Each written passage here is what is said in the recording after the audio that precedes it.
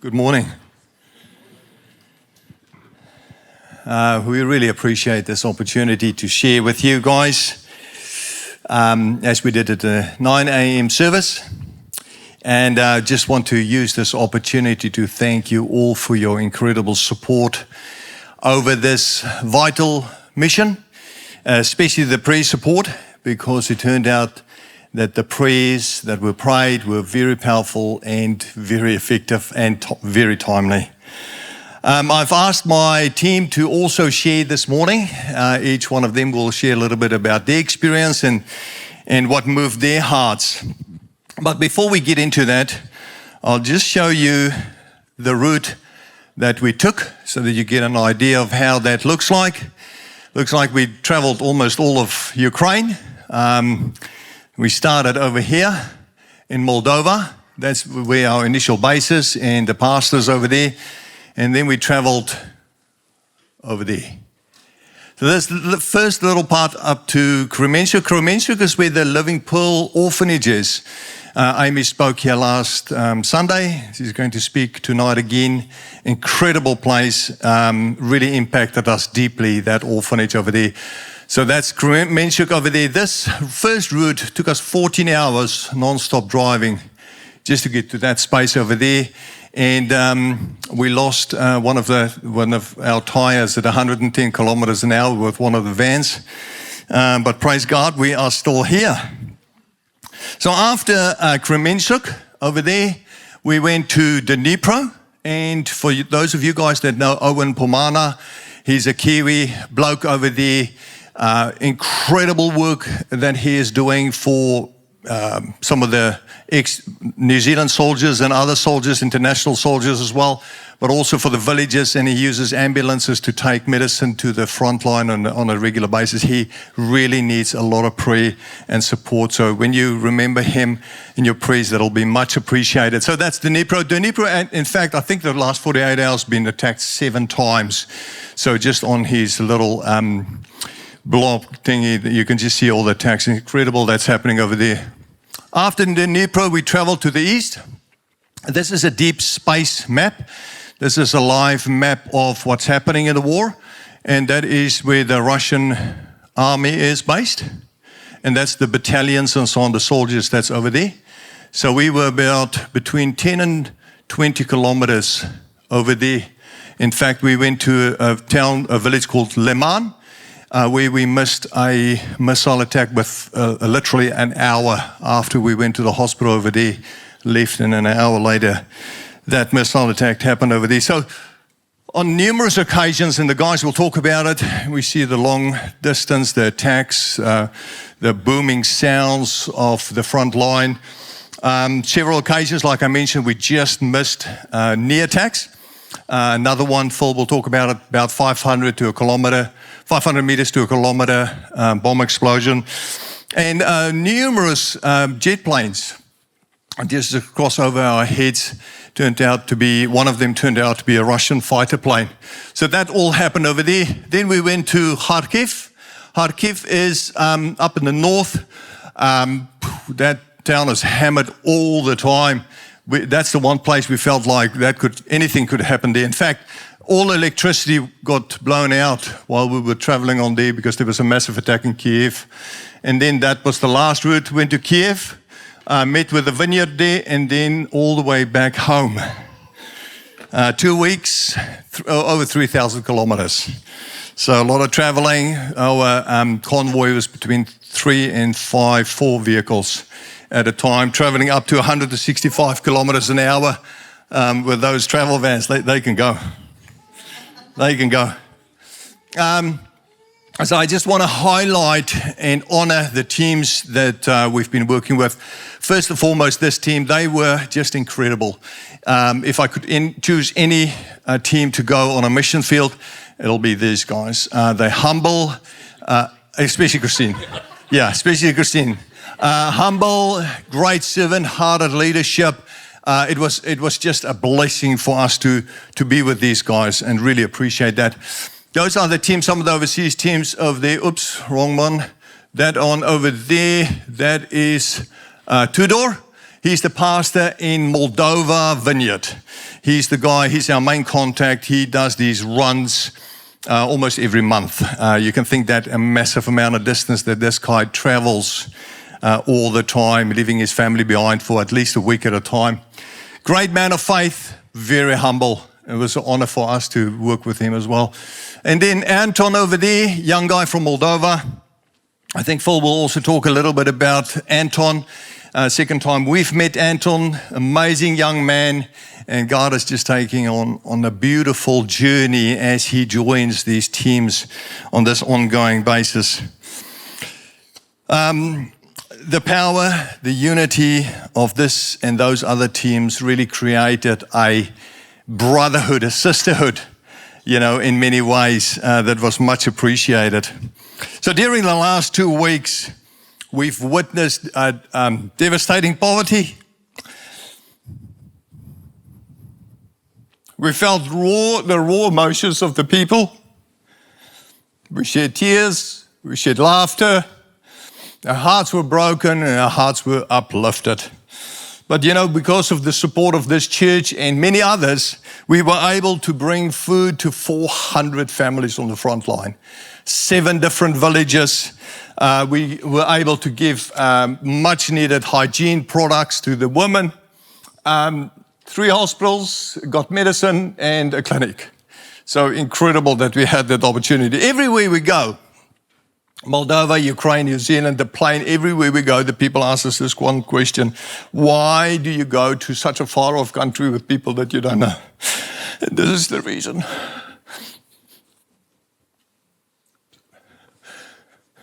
The reason is the orphans. Those ones that don't want to let your hands go. The elderly, there's got no infrastructure and families to look after them. And the soldiers that give up everything. This is the rehab center to protect their families. Dietrich Bonhoeffer once said, every moment, every situation challenges us to action. And as Christians, we are challenged to action. I believe this is what our team did. We saw a need. We felt God opened the door for us. And we stepped out in faith and did what we could do, even that little bit, regardless of the risk of our lives. And if I stand here, I can truly say to you that it was worth the risk, because to serve Jesus in this way was an honor and a privilege for us. Thanks, Christine.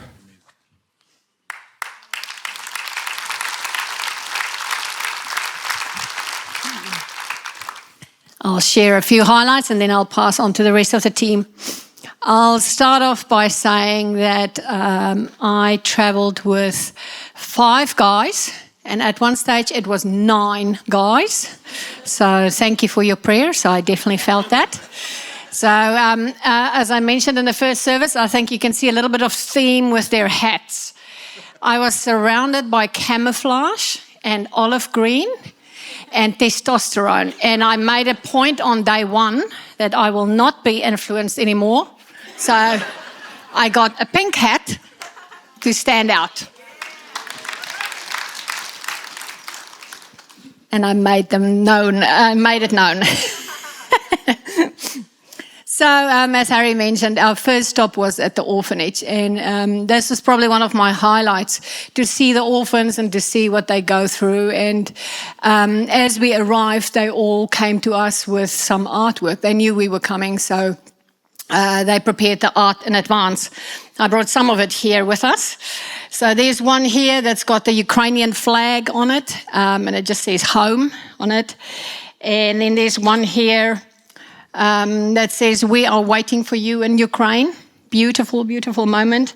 And then there was one girl, which was one of the older girls, that just painted this beautiful painting and just handed it to us. And it was just such a beautiful moment to see how they expressed themselves and how happy they were to see us.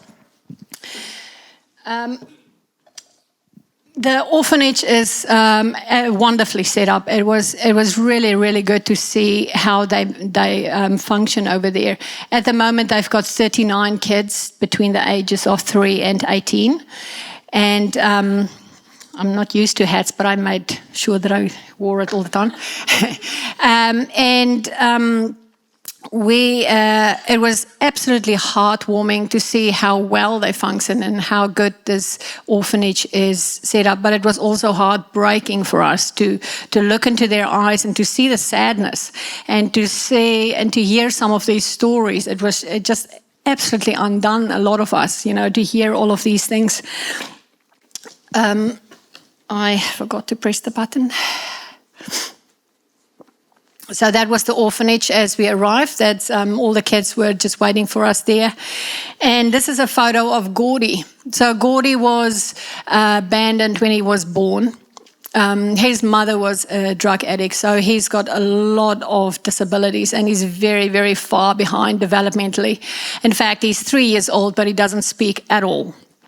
So it touched our hearts. And the lady said to us, she said, all he wants is cuddles. He just wants hugs.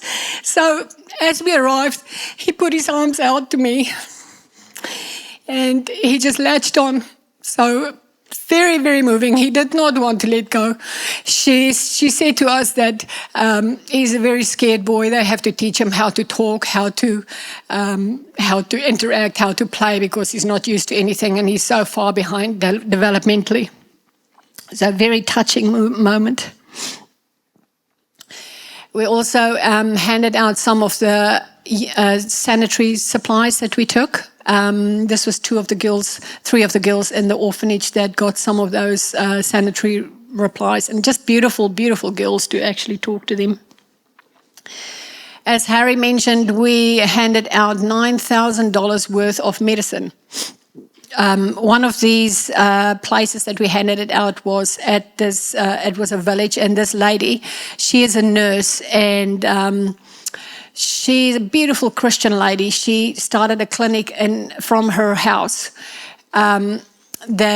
where she helped people, but she didn't have any medicine really because there's no way for them to get them. So Tudor met her about 1.5 years ago and heard her story. And he tries to, every time he goes there, to actually take some medicine for her, and she is so grateful for that. We had the privilege to pray for her and to, just share a little bit of time with her, and it was just such a lovely, lovely moment.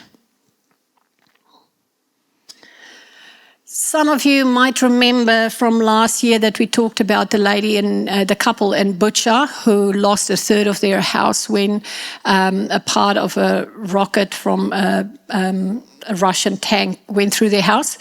We were able to catch up with them again. Just there is Sasha and Victoria. And like last year, they put up a feast. They just cooked. She cooked and waited for us the whole day to just show up. And it was so lovely to catch up with them.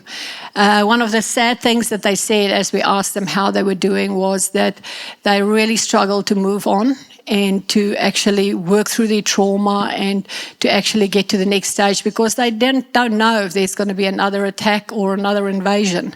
They thought the war was only going to last for a short time, and it's now 2 years on and it's still going on. So they really struggled with that. But it was lovely to see them. And then on our last stop in Sloviansk was at a hospital for wounded soldiers. This was a photo that was taken outside. And as we approached the hospital, my heartbeat increased, and I just felt the emotions was very close to the surface. So when they called us up to introduce ourselves, I really felt on my heart that I wanted to encourage them as a woman. I didn't get very far because I cried. I cried because I thought of my son and my husband and my dad and my father-in-law, who's both here today. And I cried because I thought how many wives and women and daughters are at home waiting for their dads to come home, and they don't have the opportunity to hang out with them. And I cried because the men, I knew how many men there were that did not want to be there. They wanted to be home with their families. And I cried because I just realized again how blessed I am to have so many men around me and to have them in my life and to come back to a country where we don't have war and we can just have normal lives again. So, yeah.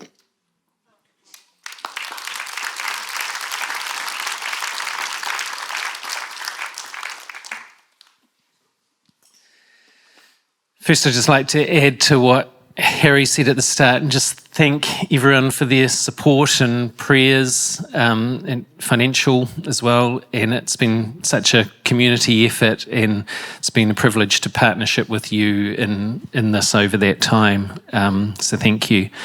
This morning I'll share a brief overview of the food packages that we got to distribute and deliver, and then two experiences that touched me the most, and that really I'm still processing, and as you can see is still probably a little bit raw for us all.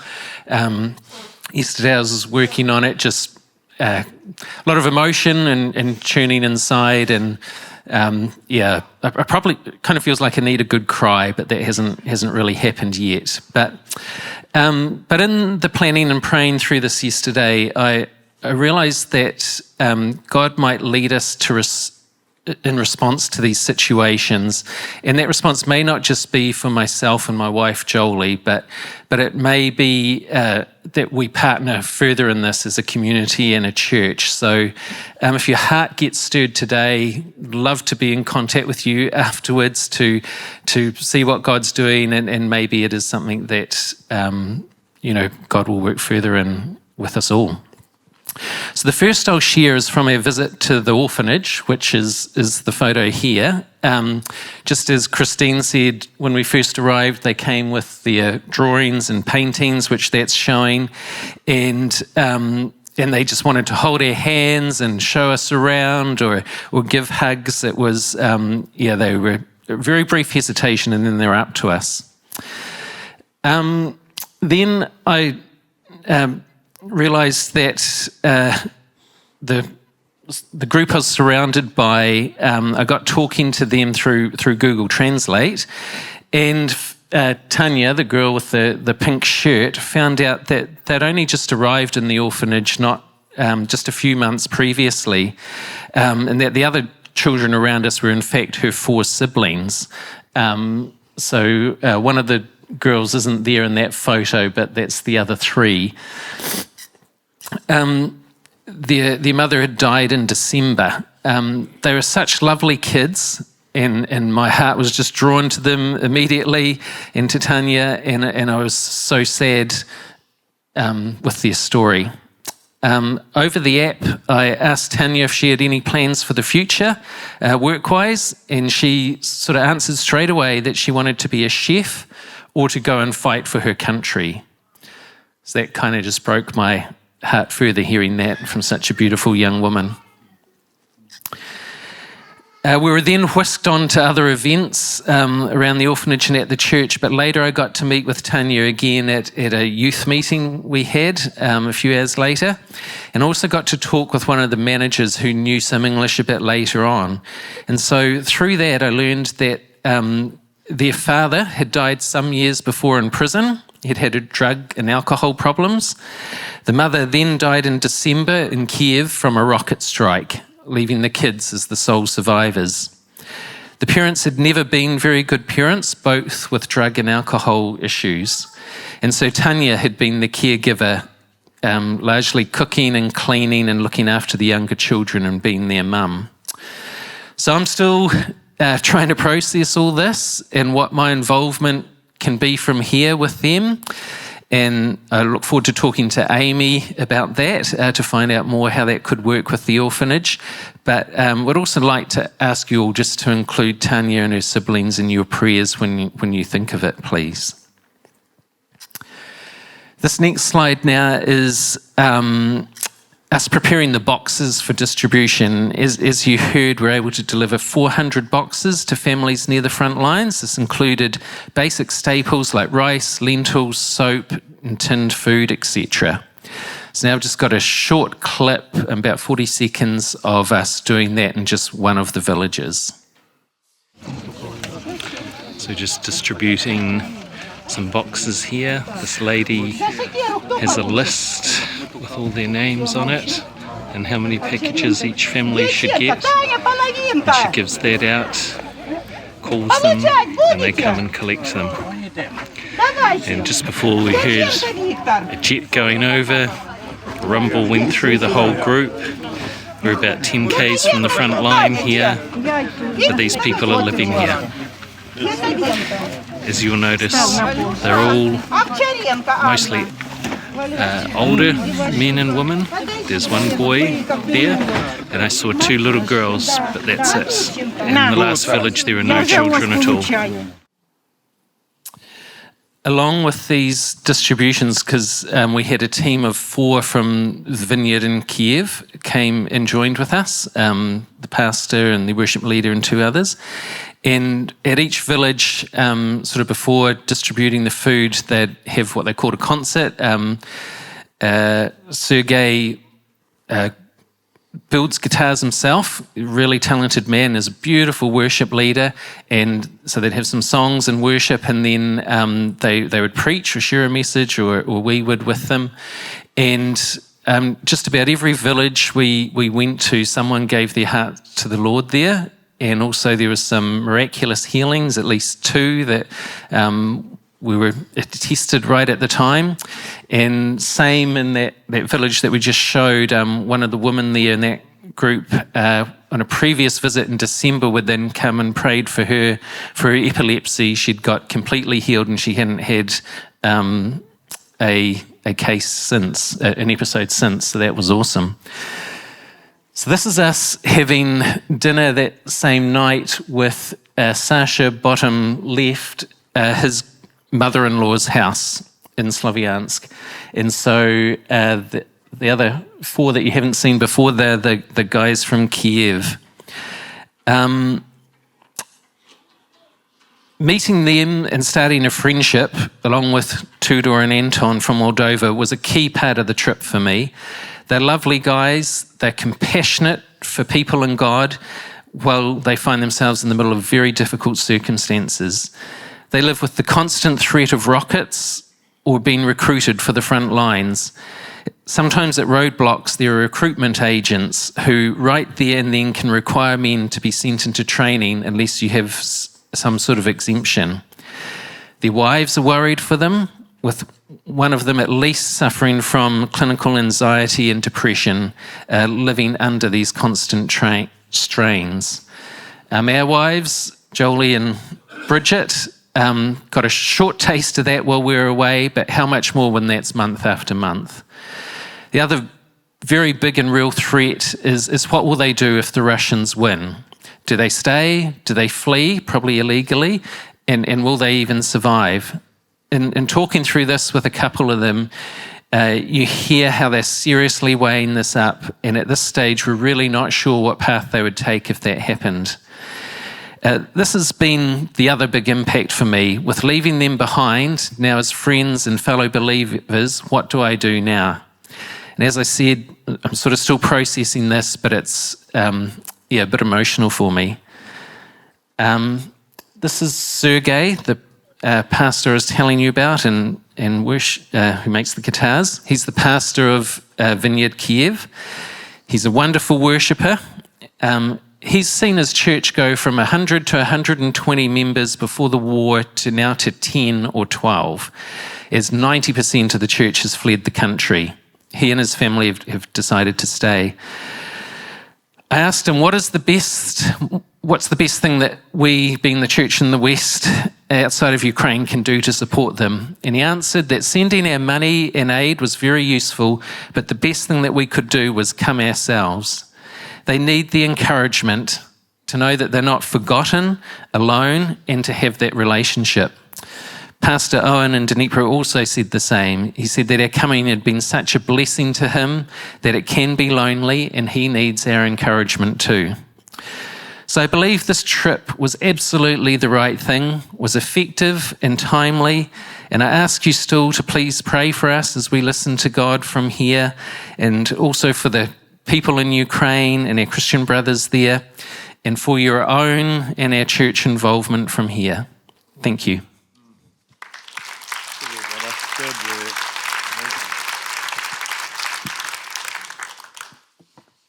I said this in the first service. A lot of the photos with people with food, which really, I enjoyed that.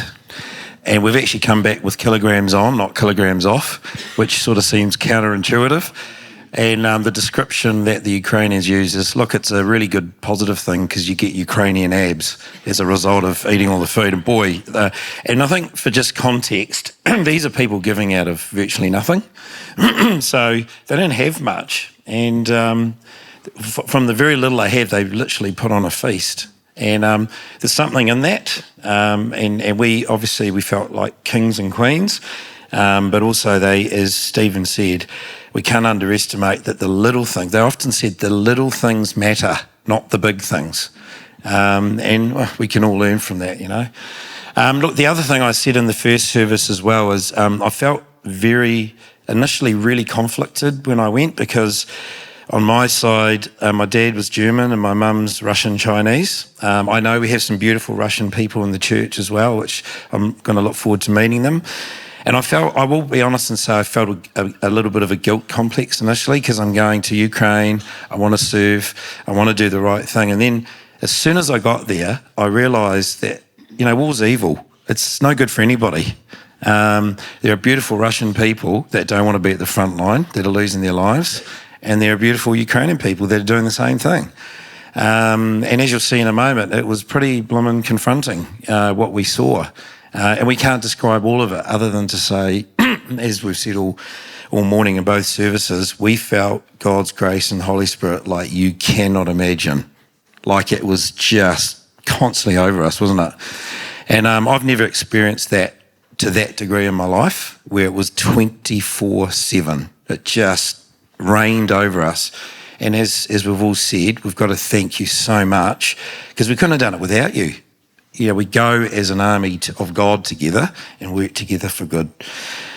So just following on from the orphanage, great, this is amazing, and this was for me, it's still impacting me.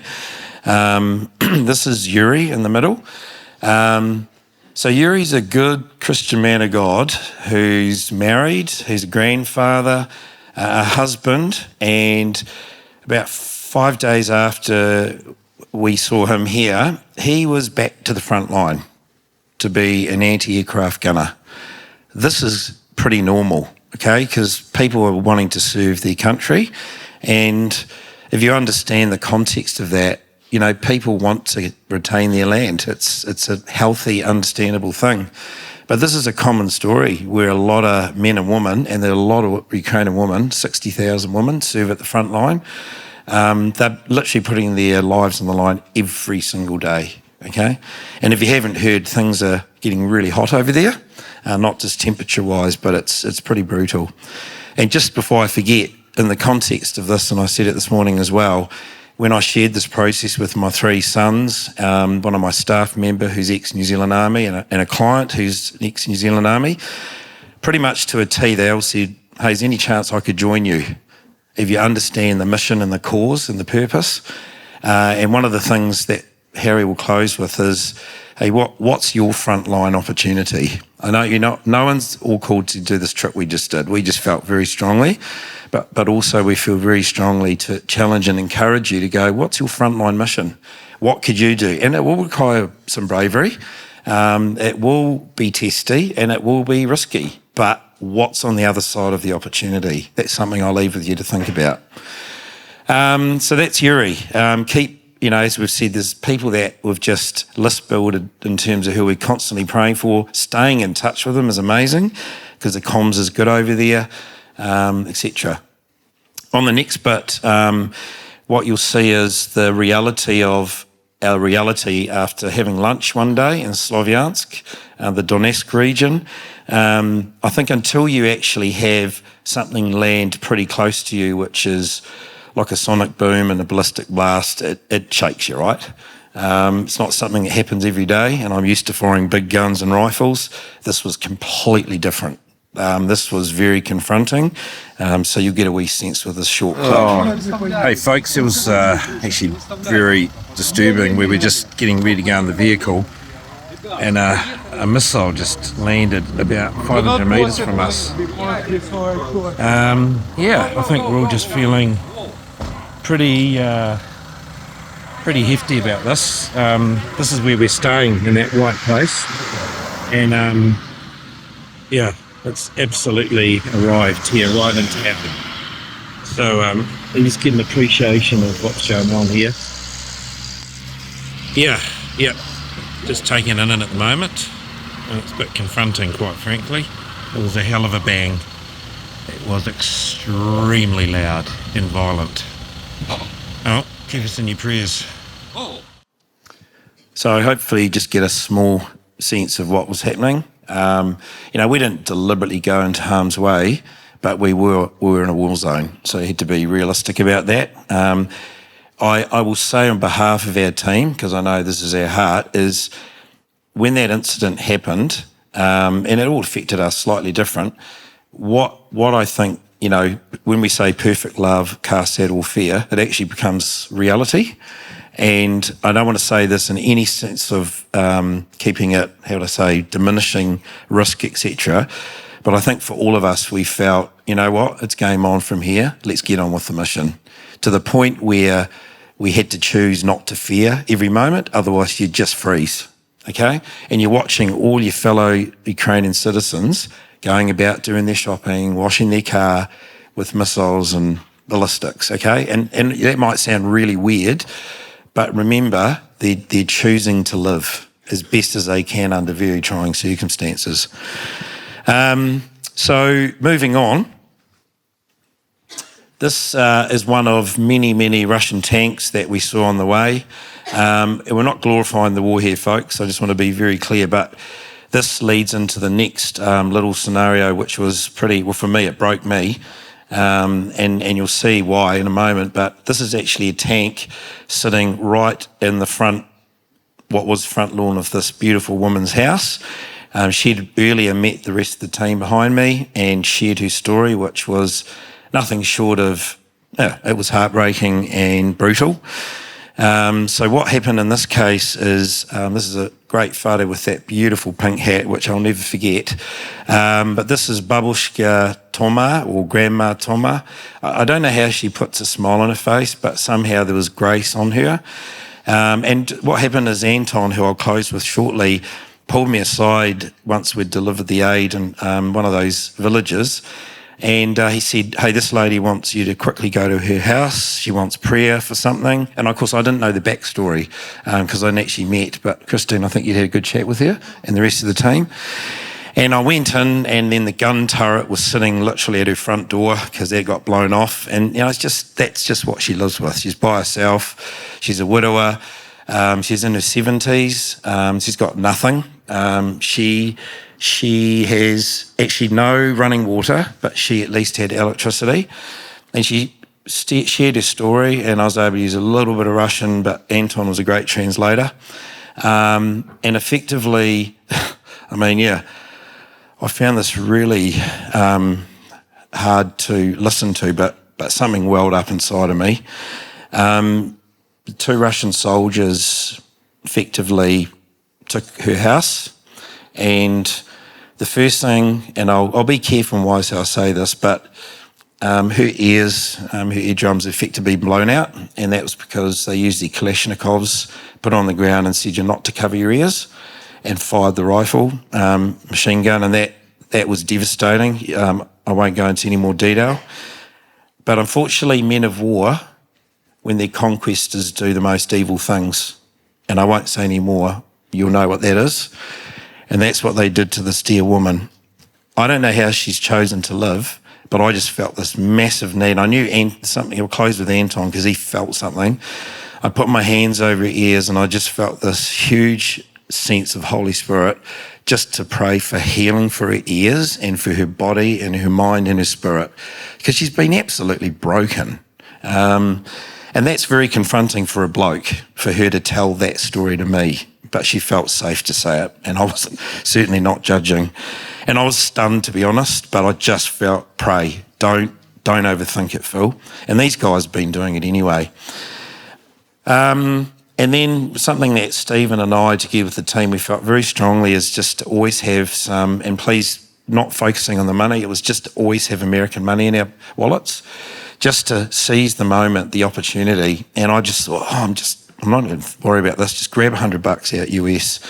And then she broke down, she actually fell to the ground. We picked her up, she gave me an embrace, which Stephen had a lot of these experiences, and they don't let go because they're so enamoured with having a hug, because they even had a man hug them because it's not the done thing there. And I actually felt totally at peace with it. It was just, went on for about 3 minutes and she was just sobbing uncontrollably. And then Anton said, you have no idea what that's done, because doing something in Anton's life as well, is that she needed about that amount of money for her special hearing aids. So that, I suppose the other side of that is walk in faith, don't overthink things sometimes, and just do it.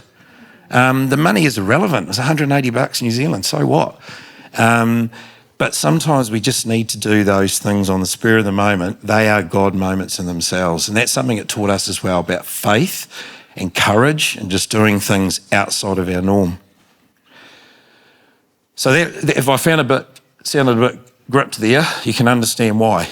Because it's still having a massive, and I still haven't, like Stephen, processed all of it yet, although I have shed a few tears, so he's next to come. This is the sort of towns, just as I close, right near the front line. 800 people normally live in this village.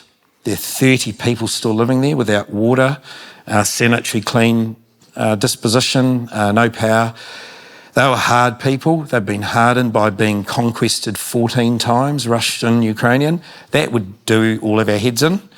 And they were surviving. And so we just felt to pray over them as Sasha and the guys and Sergei just ministered, is just to break their hearts for God. That's all we could do. It's the only thing we could believe for. Yes, the food's important. It's just a conduit, but ultimately we're praying for grace and breakthrough. And that place is pretty much, it's destroyed. I mean, you can sort of get the sense of how devastating it is. I am denied about showing this photo, but I'm actually pleased that we've got it as I come into land. I just came back and I'm waiting to recover fully from the trip because we went straight into our national conference for my business. I had an absolute privilege of going to visit, and it all happened, I think, miraculously, to meet the two leads for Ukraine office. And they were so open. They came in specially because most of them work from home for safety. All their families live outside of Ukraine, so because kids and that, you can understand the risks. So a lot of them have lost the connectivity for up to 2 years. They haven't seen their families. 10% of Sergei in the white and Andrei on the right. Sergei, he's the managing partner of the entire Ukraine region. He came in specially just to meet. And I felt very humbled by that because it wasn't what I was expecting. And his heart was open like I cannot describe. And I've got a video which I shared. I was quite naughty at the conference. I had the last speaking slot and I thought I'm going to sock it to my colleagues. And I mean that in a loving way. And I had so many of my colleagues hug and cry at the end. I've never seen something like it in my life, because you got to remember, most accountants are pretty personality nonplussed. Hopefully I've got a bit of personality that you see come through. But it was just a privilege to go and meet and connect with these guys. And actually it's connected with Tudor and Anton as well, because he was with me translating. So all these opportunities happen that have still got life. And I just want to say, glory to God, 10% of his staff are fighting at the front line. So I told my colleagues that, I said, which 10% of you are ready for that? And of course, everyone's white as a ghost. But I was just putting context to say, be grateful for what we have. And I had the microphone, so I was in control. It was a really special moment. So look, that's, I think that's the last one is this, and I'll finish. Anton, man, what a guy. He's been on 5 missions. He's not a Christian, but he feels this call to go every time. And that for us is like stand back what's up here. And something happened on the trip. We were all praying and connecting and swapping driving and driving 165 k's an hour, which I enjoyed mostly. But partway, right at the end, a really beautiful thing happened when we were in the van. We all prayed, and he said, I want to pray. Now that was a breakthrough. And he prayed the most beautiful prayer. And what was amazing is he said, what you've got, I want. How incredible is that? And so he has liaised with us. He sent messages of goodwill this morning to us. I know he is coming into the kingdom. So the very thing that you go out, it's actually who you connect with as well that actually brings the joy and the fruit. I want to encourage you with that. Don't underestimate every little intervention and connection with someone is an opportunity to share faith. And I know he's coming into the kingdom. I just have that great confidence for us as a team that we continue to pray. Pray for Anton, even if that's the one person you remember, that he comes to the full knowledge of grace. And we've told him, we're talking about him this morning as well. So he knows we're on his case. Just so to close, and I'll hand back to Harry, is have a think about your front line. We've felt very strongly about that and what courage means and perseverance. Yeah, sometimes a bit of bravery is required because it takes a God-given calculated risk. I'm not sure if you're aware, but this morning when I woke up, and a lot of us would have picked the news up, the US Senate approved the $61 billion aid package for Ukraine. That's huge. We're not glorifying the war, but the reality is we met commanders of battalions and very tough people that are desperate for support because they're losing men every single day. It's killed tens of thousands of Russian and Ukrainian men and women, and that's too many. So think about that. I've been praying for that actually and just believing that might happen. It's actually been a turnaround from the original status, which was probably no, it's not going to go ahead. Both Democrats and Republicans agreed to do it in a majority. That's pretty much unheard of. So I close there. Thank you for the opportunity. Just please remember some of the people we've mentioned in your prayers. They're actually on a walk into God's kingdom, and that's amazing. It's a wonderful opportunity. So thank you very much.